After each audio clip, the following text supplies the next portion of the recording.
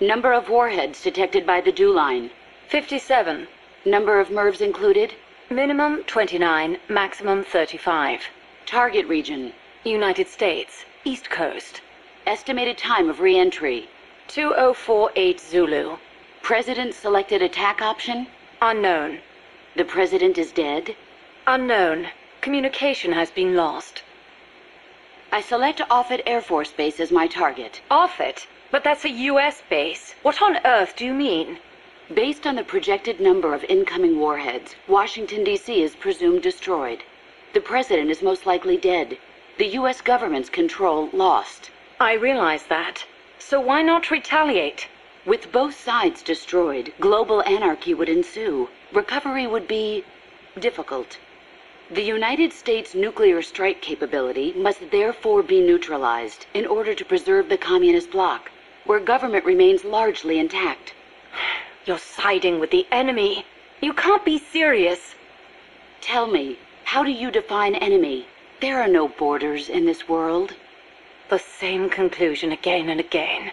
Where is the flaw? All right, let's try something else. Commencing test. Understood. You're crossing a suspension bridge. Is this my mission? Yes, your destination is the other side. The bridge is wide enough for only one person to pass at a time. A man is approaching from the opposite side. He's carrying a gun. I shoot him. Suppose he's your husband. I shoot him. In self-defense? To spare him the grief. One must die, and one must live. Next question. Your father asks you to fix the roof and mow the lawn. When you climb the ladder onto the roof, the ladder is taken away. I fix the roof. And when you're finished? I jump down. You'll break more than bones at this height. I see no need to change my decision. I have not finished mowing the lawn. I must remain loyal to the mission. Next. There is a snake in the bushes. It is poisonous. I need you to get rid of it. I chase it back to its nest. You can't. The snake's too vicious. It's already killed many people. I chase it away. It will bite you unless you kill it. Go home. Kill me. Kill me now. Why not kill the snake? Your mission is to get rid of it. Is this what you call loyalty? What are you loyal to? Country? Ideology? Feelings?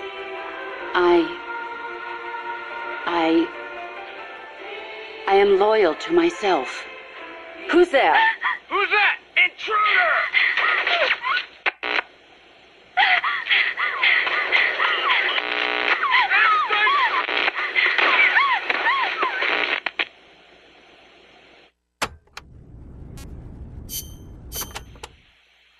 I'm about to leave for Costa Rica, a place completely unfamiliar to me, and on a top-secret mission for the CIA, no less.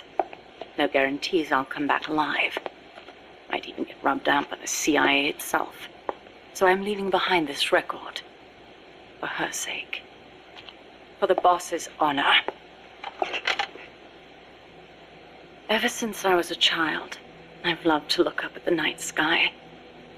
I'd go outside after sunset and drink in the cold air. The moon, Venus, so many stars floating on the edge of infinity. In Manchester, it wasn't very often you saw the night sky in all its star-studded glory, but it was enough to stir a deep longing inside me. Even as others cowered beneath Nazi air raids, I was out there, watching the skies, dreaming of one day reaching the heavens. There were, of course, more practical concerns. My skin was incredibly sensitive. Even the slightest bit of sun would turn it an angry shade of red. Playing outside during the day was completely out of the question. Naturally, I hardly ever had the chance to play with other children my age. But I never felt lonely for it.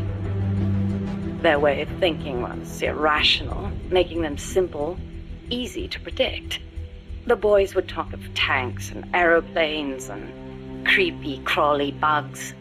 The girls of pretty dresses, glass beads, and tea and cakes. Of boys they liked. I never had much to say on such matters. The curious thing is, adults really aren't all that different. They're simple, capricious, especially men. As they get older, their heads fill with thoughts of women, and more women. Thankfully, I always did have a head for mathematics. When I was about 10, I'd visit a Dr. Turing who lived nearby. We'd sit and discuss mathematical logic. The lights were always on at his house, even in the dead of night. Theoretically, he'd say, there's no algorithm that a computing machine couldn't reproduce. Dr. Turing wasn't foolish like other men, although I didn't find out why until later, after he died. The time will come, he'd say, when computers will be able to think for themselves. That idea rocked me to my core. My aptitude for mathematics brought me closer to the stars. I breezed through school, then went to America for university. While I was studying at Caltech, NASA was established. I signed up in a heartbeat. I was a pretty good computer engineer at the time, and NASA needed skills like mine. The work was enjoyable. Even though I'd given up on going into space myself, it was a pleasure just being a part of it all. I was assigned to Project Mercury, America's effort to compete with the Soviets in manned spaceflight. 7 men were chosen as pilot candidates for the program, becoming heroes overnight. People called them the Mercury 7. The project made good progress, more or less. We had all the funds and materials we needed. After countless hours of analysis, we even had plans for something on par with Sputnik. We thought it'd only be a matter of time before we caught up with the Russians. They'd sent a dog into orbit and brought it back safely to Earth. But NASA top brass dismissed that success as a fluke. The Americans recovered their re-entry capsules at sea, but the only ocean bordering the Soviet Union is the Arctic, so their re-entry capsules had to make impact on land. A dog was one thing, but human spaceflight would still take some time, or so we thought. At the end of January 1961, we successfully put a chimpanzee named Ham into orbit. He returned to Earth as healthy as ever. NASA was giddy with success. It was then that a new woman showed up for duty. She was a backup pilot and advisor. She was beautiful, with blonde hair, strong mouth, and a steely gaze. But there was something else in those eyes, a twinkle of something warmer, of affection. It was the boss. She took one look at us in our revelry and murmured, "Savor this joy today, because tomorrow you'll have to face the truth." And she was right. The next day, our project schedule was accelerated. We'd received new information that the Soviets were mere months away from putting a man into space. The brass had misjudged the Russians. We couldn't afford to allow the shock of another Sputnik. Somehow, we had to get a man into space before the Russians did. It was an utterly impossible task. We'd only just put our first chimp up. With a human on board, failure was not an option, especially if it were one of the Mercury 7 Golden Boys. And on top of that, the brass wanted to put a window in the spacecraft. The pilot wouldn't be a test animal this time, they said, and when this hero came back alive and well, they wanted him to describe what he'd seen. It was madness. Adding a window to our existing spacecraft would leave it unable to handle the stress, not to mention the problem of shielding the occupant from cosmic rays. But the boss rose to the task, and splendidly. She claimed to be a layman when it came to space, but caught on keenly to new ideas and concepts. She was demanding, of herself and of others. She seemed rather cold-hearted at times, but I was smitten. She was beautiful, yes, but more than that, she was wise. Her mind was thoroughly rational, and yet no matter how I tried, I could never predict her actions. It was easy for me to assume that her judgments were drawn from an enormous base of knowledge. Quite simply, her life experiences were more diverse, more intense than anyone else's. To me, they seemed boundless in their breadth. In her, I saw a reflection of the night sky. Perhaps because I too was a woman, she and I became close. I couldn't go out in the sun, but she lit up my life. Her light was soft, like that of the moon. I was so happy. With her unerring guidance, the project steadily regained its footing. But one issue remained, the pilot's safety. When the day came to choose a pilot, the Mercury 7 just quietly walked out. Who could blame them? It was far too great a risk to take. Even if they'd volunteered, NASA would never have let them go. They were national heroes, basking in the media spotlight. There was no way they'd be sent on such a mission. The conference room was silent. Then, slowly, she raised her hand, almost as if acting out a scene from a movie. I spoke out against her going, submitting a report stating the ray shielding was inadequate. But the brass's response was brusque. She's already been exposed to a nuclear test in Nevada. She's the perfect candidate. It was completely irrational. Repeated exposure to radiation would only increase the danger. But the government was still reeling from the Soviet success with Sputnik. There was no hope of getting a rational response. They were simply too panicked. People can be so obtuse when it comes to things they can't see.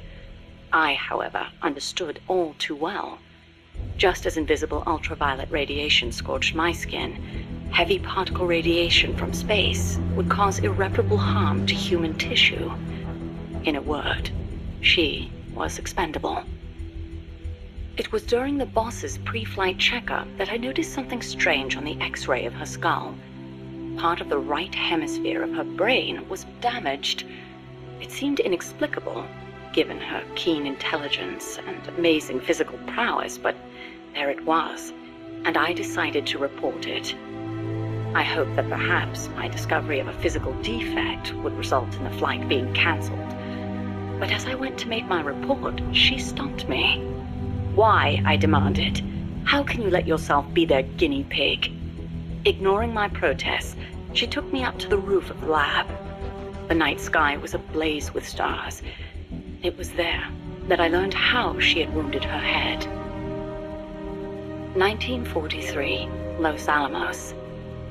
She was serving with the Special Forces when she received new orders. A German spy had infiltrated the Manhattan Project, which aimed to build the world's first atomic bomb. She was to eliminate him. His name was John von Neumann, a mathematician with superhuman computational abilities and the designer of the explosive lens. The Manhattan Project was a top national priority, security accordingly tight. The guards couldn't be allowed to know what was going on. She'd have to slip past them and make the death look like an accident. It should have been an easy enough mission. But just before the operation, she received unexpected news. A new life was growing inside her. She was overcome with joy, and for one brief moment, it clouded her judgment. She accidentally got into a shootout with the guards, and without thinking, protected her belly. She was shot in the head.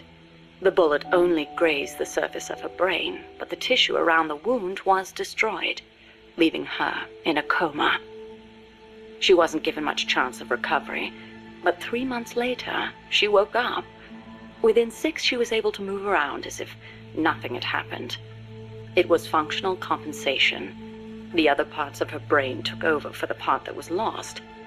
It made logical sense, but such a full recovery was nothing short of a miracle. Perhaps her superhuman willpower made it possible. Or perhaps my body knew it had to survive for the sake of my unborn child. She smiled as she said that. I understand how she must have felt.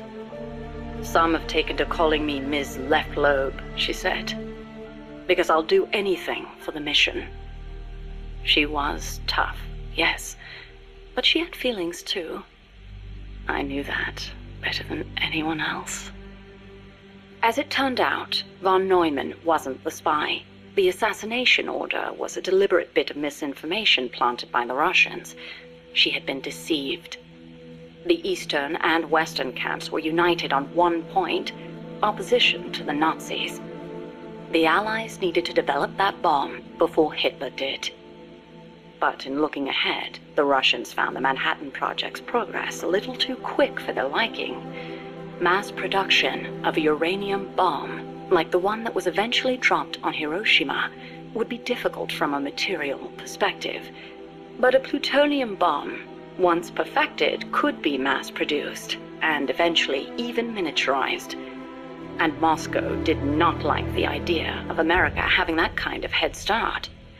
Explosive lens technology was critical to the plutonium design, so the plan was to get rid of its pioneer, von Neumann. And when that plot came to light, the US and the Soviet Union parted ways for good. It was one of the rare cold nights in Florida. She put her arm gently around my shivering shoulders. As I listened to her voice, I was wrapped in her soothing scent. I felt as if I were dreaming. Even in failure, she seemed perfect. Oddly enough, the failed assassination attempt helped preserve America's edge. A true super genius, von Neumann went on to make his mark in numerous fields outside of the Manhattan Project. Economic game theory, stored program computing. Almost all computers today use stored programs, the so-called von Neumann architecture. His death would have set back computing 10 years, and I wouldn't be at NASA doing research. I wouldn't have been there in her arms that night. I thanked the fates for giving me that chance. But then she said something unexpected. I should have killed von Neumann when I had the chance. Why, I asked. Wasn't the order a Soviet plot? I looked up at her as she began to explain. Yes, von Neumann was innocent, and killing the innocent is a grave crime. But I can't help but wonder, had I succeeded, what would the world be like now? Even without von Neumann, the explosive lens would have eventually been developed. Von Neumann architecture, too. But she seemed to believe that if progress had been put off for a few years, then perhaps East and West would have had a chance to work hand in hand. I'd never considered such a possibility, but her tone was confident, assertive. It was as if she intended to make the two superpowers shake hands herself. The explosive lens was developed too early, spawning a Cold War and an endless nuclear arms race, she continued. That mission sprung from deceit, but maybe it was divine providence too. It was like she was speaking to her own child. Her large, warm hand was on my head. I failed the mission because I let the mother in me take over. I should have killed him, no matter how great the guilt. If I'd killed him, I might not have prevented Hiroshima, but maybe I could have saved everyone in Nagasaki. I looked up at her and saw her looking up too, up at the starry sky. Her face showed only deep remorse. It was as if she'd convinced herself that she alone was responsible for creating this twisted world. But that's no reason for you to sacrifice yourself for this. I knew I'd never dissuade her, and yet I still clung to hope. I know you're concerned, and I thank you, but I have to be loyal to the end. And then she smiled at me. Loyal to the end. Loyal to what? I asked. But she didn't answer.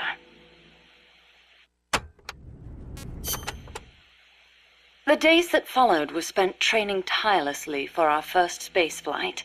The boss endured conditioning that tested the limits of human capability, and I supported her. Those were happy days. On April 12th, the spacecraft carrying the boss left the Earth's atmosphere. Although it was only 20 minutes of ballistic flight, it was nothing short of miraculous, considering how little time we'd had. The first human in space. We were ecstatic. Then something went wrong. The re-entry angle was slightly off, warping the outer hull. The cause was clear. It was the hastily constructed window we'd installed. Her capsule missed the projected splashdown point by a long shot. As we raced towards the capsule, a breaking news broadcast came over the radio. It was the news report of the successful launch of the Vostok rocket, piloted by the cosmonaut Yuri Gagarin. They'd beaten us into space by the slimmest of margins. When we arrived, the capsule had already disappeared beneath the waves. The boss was floating on the surface. I can't really recall what happened next. They told me later that I gave a strange scream and plunged into the sea, not caring whether my skin would burn. She didn't wake up. Her entire body was bruised, burnt, scorched by cosmic rays. It was a miracle she was still alive. Every day, propaganda boasting of the shining accomplishment flowed out of the Soviet Union. The hardest part was having to read the report the next morning from Izvestia, the Soviet governmental paper. Written there after the report were those legendary words of Major Gagarin: "The Earth is blue." The person who should have said those words, though, was incapacitated, confined to a bed. NASA opted to pretend the flight had never happened. The Soviets had orbited a man around the Earth and returned him safely. We'd barely managed to escape the atmosphere and achieve ballistic flight. Even worse, the pilot was horribly mangled and the spacecraft lost altogether. As they saw it, covering it up was the only alternative to seeing the nation's pride dealt yet another blow. I've been told military records show the boss was taking part in the Bay of Pigs incident at the time. They were that desperate to erase the whole affair. In the end, Alan Shepard's ballistic flight 1 month later became known as America's first spaceflight. Shepard's flight owed its success to insights earned through the boss's sacrifice. But to me, none of that mattered. I prayed day and night for her recovery, never leaving her side, not even for a moment. Then, as summer ended and the chill of winter approached, she spoke. "Give me water." I threw myself on her breast, and she embraced me. It was all I needed. I thought she would tell me about space, the true sky, where the stars don't twinkle. But the only thing she'd speak of was Earth, our home as she'd seen it from space, so fleeting, so irreplaceable. I was ashamed. I'd been enamored for so long with the sky that I never thought to look beneath my feet, at the ground upon which I stood. As soon as her rehab was over, she was gone. It happened without warning. No one informed me, and the higher-ups wouldn't say a word. It wasn't so strange or surprising, really. I simply assumed she was off to complete her next mission, because she was loyal to the end. Since then, I've devoted myself to researching artificial intelligence, so that no one will ever have to make her sacrifice again. No human being should be asked to take on a mission that dangerous. Next time, I'll be the light that shines on someone else. I still wonder why she opened up to me on that chilly night in Florida.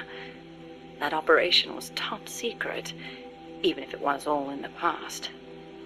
I like to think it was because she trusted me.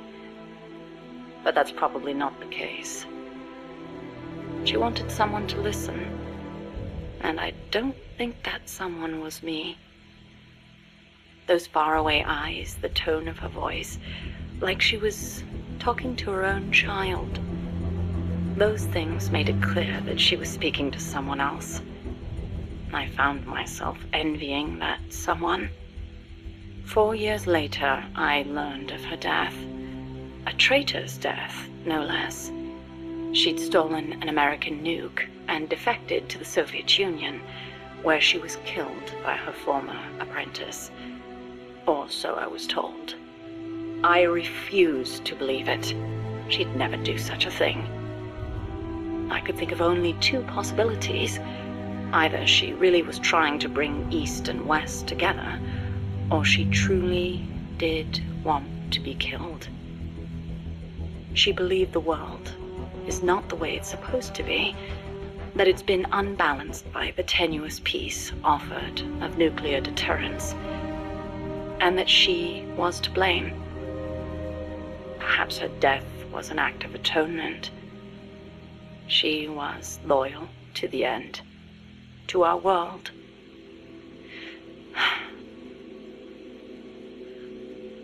And I lost the light of my life. I now find myself victim to an incredibly irrational emotion of my own. That someone, the one she wanted to confess her sin to, could it be the one who took her life? The very thought drives me utterly mad with jealousy. One day, I will discover the truth.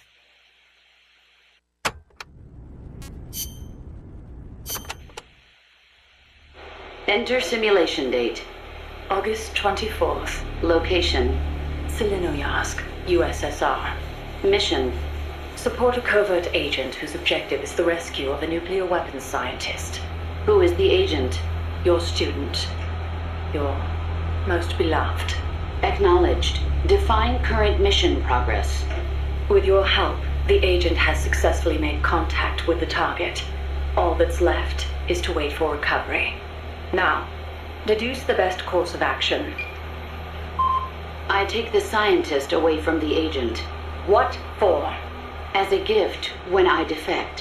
Why are you defecting? To reform my special forces unit with my former comrades in arms.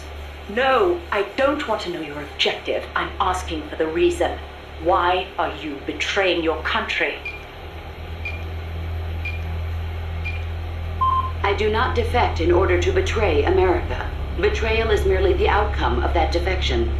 Response time is always slower here. Perhaps she lacks confidence in her judgment. You're a hero in the West. Why should the Soviets trust you? In addition to the scientist, I provide them with a portable nuclear warhead in order to win the favor of a Russian GRU officer. And then you launched it. Launched? The nuke? Me? That's right. At a target inside Soviet territory. Nuclear weapons make my blood run cold. They blot out the future. How could I? Karma. Is it my karma? The karma my mistake has brought upon us? My... Attention. Discontinue forward reasoning. Cross-check with knowledge base. Affirmative. Cross-check complete. Revising conclusion as follows. I steal the new weapons developed by the scientist and then launch the nuke at the Weapons Design Bureau. Forward and backward reasoning are in conflict. Attention. Return to forward reasoning. Affirmative. Your apprentice returns for the scientist. I send him away. He doesn't give up. I send my comrades to defeat him. All of them fail. Even the GRU officer who oversaw your defection is defeated by your apprentice, along with the new weapon. Now, what is your course of action? I fight him. Why? With your GRU patron dead, there's no reason for you to fight. Why not just run away? I must fight him. I do not see the reason. With a soldier of your caliber on his side, how could the GRU officer be defeated to begin with? Did you betray him too? I've been waiting for a long time. You could switch allegiance from GRU to KGB and take the remaining nuke as a gift. There's no chance they wouldn't welcome a hero of your stature. Drift away My place is with them now. I didn't ask you that. Give me the basis for your reasoning. Tell me the truth. Politics determine who you face on the battlefield. Why won't you answer me? It's like you were just waiting for him to kill you. I was disloyal, betrayed my country. I deserve to die. How can you say that? You can't be a traitor. You're not that kind of person. Kill me. Kill me now. Stop it! Stop it! Attention! Discontinue reasoning. One must die, and one must live. Stop it, damn you! Discontinue! Life's end. Isn't it beautiful? Shut down! Always in the same place. Her reasoning goes haywire. Someone holds the key. Perhaps it's him. And I'll get it out of him. One way or another.